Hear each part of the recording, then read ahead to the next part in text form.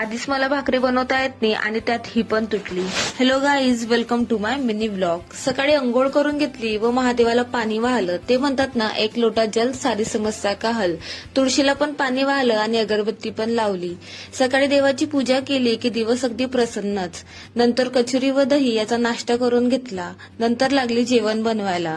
एका पातेल्यात ताक काढून घेतलं व त्यात थोडंसं बेसन घालून त्याला फेटून घेतलं. दुसरं पातेलं गॅसवर ठेवलं व तेल टाकलं. जिरं, मोहरी, लसूण, हिरवी मिरची, कढीपत्ता घालून त्याला छान होऊ दिलं. नंतर त्यात ताक टाकलं. मस्त कढी बनवून घेतली. नंतर माझ्यासाठी सगळ्यात अवघड बनवणं म्हणजे भाकरी. मला काही भाकरी बनवता येत नाही, तरी पण ट्राय केली आणि तव्यावर टाकायलाच गेली तर ती तुटून गेली. तरी पण मी म्हटलं करूया, परत ट्राय केली तर झाली. नंतर राहिलेली सगळे कामं करून घेतली व निवांत बसून जेवण करत बसली.